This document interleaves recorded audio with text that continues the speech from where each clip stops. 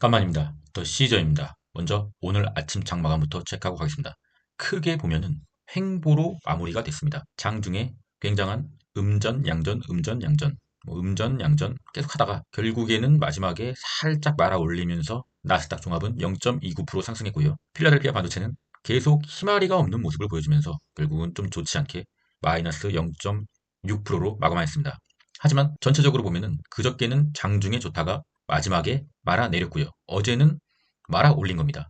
크게 보면은 그저께 어저께 그냥 횡보의 장이죠. 크게 이상은 없는 상황입니다. 공포지수 체크하겠습니다. 공포지수는 66으로 1포인트 올라온 상황입니다. 때문에 저는 별다른 조치를 하지 않았고요. 70을 돌파하지 못했기 때문에 아무것도 하지 않았습니다. 이미 두 차례나 비중 5%씩 수익 실현을 하였고 70을 돌파할 경우 또 분할 매도를 실시할 예정입니다. 70을 돌파하면 약 10%의 비중을 매도할 계획을 갖고 있습니다. 제가 영상을 만들고 있는 현재 시각 나스닥 선물은 0.23%로 좋은 흐름을 보여주고 있습니다만 아직은 본장이 시작하지 않았기 때문에 너무 희망회로를 굴리기엔 조금 이르다. 풀이장 또 속아.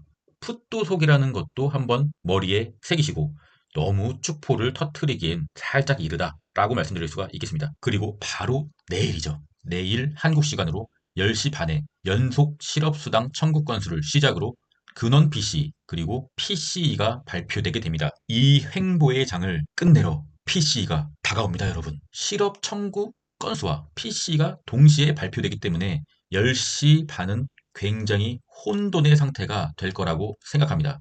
그러면 우리가 개념을 좀 잡고 가야겠죠? CPI와 PCE를 많이 헷갈리시는 분들이 있어요. 그래서 제가 한번 준비를 해봤습니다. CPI는 소비자 물가지수로서 사람들이 구입하는 모든 것을 가격 흐름을 나타낸 지표, 시장에서 거래되는 물품, 서비스 등의 가격 변동을 지수화한 것이고요. PCE는 개인 소비 지출 지수로서 개인들이 무엇인가를 사기 위해 돈을 얼마나 썼는지 나타내는 지표, 미국의 BEA에서 PCE 지수를 측정하여 개인들의 지출부터 저축률까지 계산하여 종합적으로 계산한 지표. 여기까지 보면은 약간 PCE가 CPI보다는 조금 더 광범위한 느낌이 들죠? 근데 아직도 잘 모르겠어요. PCE와 CPI의 차이는 구성 품목을 업데이트하는 기간이 다릅니다. PC는 매 분기마다 구성 품목을 업데이트하고요. CPI는 2년에 한 번 비중 조절을 합니다. 여기가 중요하죠. 미 연준에서 정확한 구매 패턴 변화를 측정하기 위해서 업데이트 기간이 짧은 이 PC 지수를 더 주목해서 보겠다고 밝힌 거죠. 이게 중요합니다. 다 필요 없고요. 그냥 이게 중요해요. 미 연준은 PC 지수를 더 주목해서 보겠다고 밝힌 거죠. 최근 CPI가 좋게 나오면서 지수의 상승을 또 한 번 이끌었었죠. 그럼 만약 PC마저도 좋게 나온다고 하면은 우리는 어떻게 해야 될까요? 뭘 어떡하긴 뭘 어떡합니까? 그냥 계획대로 공포지수 70 넘으면은 또 10% 매도하는 거예요. 아니, PC가 좋게 나오면은 미 연준이 PC를 더 주목해서 본다고 밝혔기 때문에 더 사야 되는 거 아니냐라고 물으시는 분들이 계시겠죠? 뭐 더 사야 될 수도 있죠. 근데 저는 언더독이잖아요. PC가 좋게 나와서 미국 지수가 엄청나게 올라간다. 뭐 2%, 뭐 3%막 이렇게 올라간다. 그러면 저는 그냥 비중 10% 매도할 거예요. 그냥 좋으니까, 기분 좋으니까 매도하는 거예요. 왜냐고요? 저는 언더독이니까요. 비주류, 소수, 약자. 저는 비주류입니다. 남들과 똑같이 하는 것을 극도로 싫어하는 언더독이니까요. 이것은 그냥 저의 방식이니 여러분은 여러분의 승률 높은 방식으로 매매를 하시면 되겠습니다. 그리고 오늘 또 블루버드님이 또 저의 멤버십에 가입해 주셨군요. 너무나 감사드리고요. 얼굴이 푸사에 나와서 제가 제 로고로 살짝 가려주는 센스를 발휘해봅니다. 커피 후원 굉장히 감사하고요. 잘 마시도록 하겠습니다. 그리고 제 계좌를 살짝 공개해보겠습니다. 물론 11월은 하루가 남았지만 내일은 제가 영상을 못 올릴 수도 있기 때문에 오늘 살짝 마감을 해보도록 하겠습니다. 11월에 국장 단타 수익률은 약 20% 정도 됩니다. 시드가 1000만 원이기 때문에 오늘 뭐 한 13만 원 벌었고요. 뭐 전체적으로 한 11월 달에 1월부터 29일까지 200만 원 정도 벌어서 한 20% 정도 되네요. 그리고 미장 23년도에 1월 1일부터 11월 29일까지 미장의 장투 수익률은 약 160% 정도 되네요. 근데 전 이게 더 좋아요. 아니 160%랑 뭐 20%랑 달에 20%랑 왜 이게 더 좋냐고 신박한 헛소리라고 생각하시는 분들도 있겠죠. 근데 이 미장은 제가 그냥 돈을 미국에 맡긴 거거든요. 미국 주식시장에 돈을 그냥 맡긴 거예요. 그냥 이 수익률은 또 일시적일 수가 있어요. 미국에 또 조정이 오면은 또 이 수익률은 굉장히 많이 깎이겠죠. 왜냐하면 저는 장투니까요. 하지만 국장의 단타로 월 20%를 본 것은 이거는 저를 좀 칭찬을 해주고 싶어요. 왜냐고요? 이건 익절한 금액이거든요. 제가 판 금액이에요. 제 돈이거든요. 완전히. 제가 팔았기 때문에. 그리고 11월 달에 현재 기준으로 코스닥은 종가 11% 올랐고요. 코스피는 종가 10.6% 올랐어요. 근데 저는 20%잖아요. 20%. 시장 수익률을 이긴 거예요. 통상적으로 이런 좋은 장에서, 이런 우상향하는 장에서 단타는 쭉 홀딩하는 자의 수익률을 이길 수가 없어요. 왜냐면 단타는 사고 팔고 하기 때문에. 근데 저는 이겼잖아요. 그래서 저를 조금 칭찬해주고 싶은 겁니다. 저의 멤버십방에서는 저의 매매를 중계를 하고 있고요. 물론 리딩은 하지 않습니다. 그냥 저의 매매를 보여드리고 이걸로 단타로 차트를 보면서 공부를 같이 하고 있습니다. 적은 금액으로 종목당 100만원, 200만원 이렇게 매매를 하고 있기 때문에 크게 부담 없이 큰 리스크가 없이 하기 때문에 더욱더 잘 됐던 것 같다고 생각합니다. 하지만 이 역시도 시장이 워낙에 좋아서 이렇게 괜찮은 수익률이 난 것이지 뭐 매달 이렇게 저는 벌지는 못해요. 그냥 실력보다는 시장이 돈을 준 거라고 생각하고 있습니다. 그리고 이 수익금은 월 결산 후에 수익금을 빼서 미장으로 보낼 예정입니다. 그리고 다시 시드는 1,000만 원으로 맞추고 다시 또 신나게 단타 치는 거죠.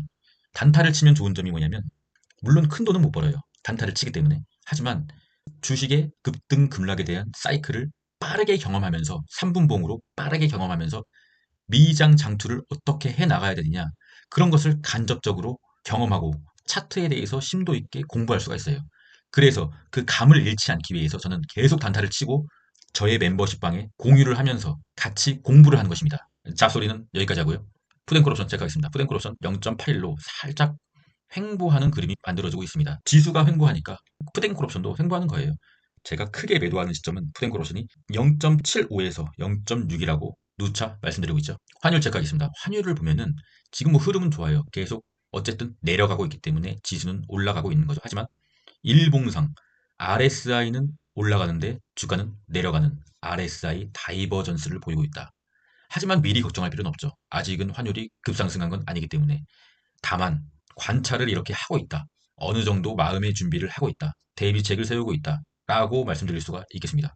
국제유가 체크하겠습니다. 국제유가는 오늘 좀 살짝 오르는 모습을 보였는데 여기서 이평선을 돌리게 되면 조금 문제가 생깁니다. 물론 여기서 캔들이 이평, 중앙 21선, 이평선을 돌파하더라도 여기와 같은 흐름처럼 돌파하더라도 다시 내리면 이평선은 계속 내려요. 하지만 돌파한 다음에 이평선을 지지하는 흐름이 나오게 된다고 하면은 이평선을 돌리게 됩니다. 그러면은 주가에 일시적인 조정이 올 수도 있다는 신호이기 때문에 제가 항상 그래서 WTI를 주시하고 있는 겁니다. 지속적으로 체크하도록 하겠습니다. 그럼 TQQQ 차트 1번 보겠습니다. TQQQ는 다행히도 이 파란색 11선을 지켜주는 흐름으로 가고 있습니다. 매우 다행이죠. 근데 11선을 깨게 된다면 21선을 만나러 갈 수도 있기 때문에 지속적으로 긴장은 해야 되는 시점이라고 볼 수가 있겠습니다. 현재 상황은 크게 이상은 없어요. 속슬 차트는 일단은 5일선을 이탈했죠. 이 좋은 흐름에서 속슬이 또 초를 치려고 하나요? 조금 아쉽습니다. 오늘 밤이라도 당장 11선을 다시 지켜주는 양봉을 보여줘야 한다고 생각합니다. 보여주지 않으면 조금 안 좋아질 수가 있어요, 속슬은. 그럼 불주 차트 보겠습니다. 불주는 장중에, 어제 장중에 11선을 이탈하였지만 바로 또 이렇게 강하게 회복하면서 다시 좋은 흐름을 만들어줬네요. 그래서 제가 불주가 황제라는 겁니다. 불주 황제 넘어가겠습니다. 그러면은 속스 S와 SQQQ, 나스닥 숏의 일봉 보조지표 확인해 봐야겠죠. 일단은 속스 S나 SQQQ나 거의 스토캐스틱 과매도 우물이 끝나가고는 있어요. 끝나가고는 있으나 뭔가 느낌이 이상하죠? 이 끝나가고 MACD 양봉 빨간색이 뜨면은 단기적인 조정의 신호죠. 근데 거의 다 왔는데 뭔가 지지부진해요. 그리고 오늘 키움 증권, 키움 개미들의 순매수 일간 현황을 보면은 또 다시 올라오네요. 속스. 어제는 TQ와 속스를 사더니 오늘은 다시 또 숏을 사네요. 아, 키움 증권 개미님들. 일단 단타는 조금 지양합시다. 지금은 공포의 구간에서 롱을 탄 자들의 즐기는 구간입니다. 근데 이 속스 S 숏의 최저점을 잡으려고 지금 하시는 것 같은데 조금은 기다려 보자고요. MACD 양봉이 뜨게 되면은 그때 하셔서 살짝 하루 이틀 짧게 드시고 나오시면 됩니다. 지금 조금 무서운 자리예요. 왜 무서운 자리냐? 지금 바로 설명드리겠습니다. 바로 속스 S의 6월 차트, 6월 차트를 한번 가져와 봤어요. 6월에는 어떤 일이 있었죠? 나스닥이 끝없이 오르고 있었던 때이죠.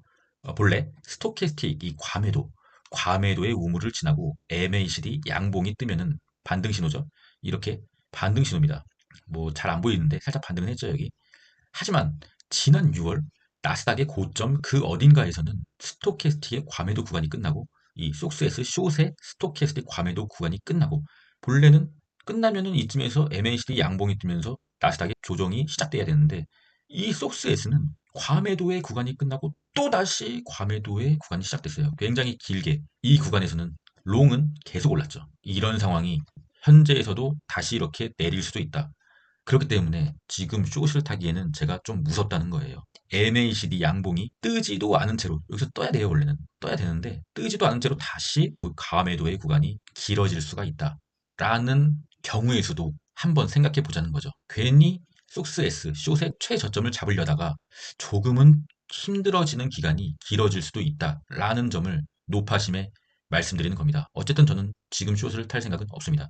비트코인 차트 보겠습니다. 비트코인 어제 굉장히 좀 위험한 봉을 21선을 깰 수도 있는 캔들을 보였지만 어쨌든 오늘 다시 상승하면서 전체적으로 이쁘게 우상향하는 차트를 보여주고 있습니다. 하지만 분명한 것은 계속 이런 21선을 터치하고 이러는 모습을 보여준다는 것은 지금 상당히 상승 흐름으로 가고 있는 비트코인이 또다시 21선을 터치하러 내려올 수 있는 가능성이 있기 때문에 계속 지속적으로 체크하도록 하겠습니다. 비트코인은 아직 홀딩이죠. 이더리움도 마찬가지입니다. 이더리움은 어제 이 11선과 21선을 동시에 깨버리는 캔들을 보여주지만 오늘 소폭도 반등하면서 다시 좋은 흐름을 만들어가고 있네요. 하지만 이러다가 언제든지 또 이렇게 급락하는 봉이 나올 수 있기 때문에 이더리움도 더 이상은 극희망 회로를 돌리기에는 조금 끝나가고 있다. 끝날 수도 있다. 정확하게 끝날 수도 있다라는 마음의 준비가 조금씩 필요한 시점이 아닌가 싶어요. 어쨌든 뭐 비트코인이나 이더리움이나 제 입장에서는 스윙으로 투자하고 있기 때문입니다. 코인의 공포지수 다시 72, 뭐 72를 넘기지를 못하네요. 제가 보는 매도 타이밍은 75에서 80 사이 이때부터 저는 코인들을 내던지기 시작할 거거든요. 한번 좀 보여줬으면 좋겠습니다. 당장 내일이라도요. 지속적으로 체크하도록 하겠습니다. 그리고 좋지 않은 뉴스가 떴죠. 찰리 먼거, 버크셔 해서웨이 부회장. 이 부회장 찰리 먼거님이 향년 99세로 별세하였습니다. 99세까지 장수하셨지만 어쨌든 별세한 게 좋은 뉴스는 아니죠. 버크셔 해서웨이는 찰리 먼거 부회장과 워렌 버핏이 운영하는 회사이고요. 찰리 먼거와 워렌 버핏이 쌍두마차로 세계 최고의 투자 회사인 버크셔 해서웨이를 만든 것이죠. 개인적으로 제가 좋은 명언을 많이 갖다 쓴 찰리 먼거님이기에 깊은 애도의 마음을 표하고요. 그곳으로 가셔서는 더 이상 투자에 대한 스트레스를 받지 마시고 편안하게 쉬시기를 기원합니다. 마지막은 찰리 먼거님의 명언으로 마무리하겠습니다. 낚시의 첫 번째 규칙은 물고기가 있는 곳에서 낚시를 하는 것이고 두 번째 법칙은 첫 번째 법칙을 절대 잊지 않는 것. 무슨 말이냐면 물고기가 있는 미장에서 장투를 해야만 돈을 벌 수가 있다는 거죠. 장기 박스권인 국장에서는 단타로 조지면 되고 장기 우상향인 미장에서는 공포를 줄 때만 매수를 하고 탐욕을 줄 때는 조금 덜어내고 쭉 가져가시면 됩니다. 그것만이 우리가 돈을 벌 수 있는 방법입니다. 그럼 전 끝까지 하겠습니다. 이상입니다.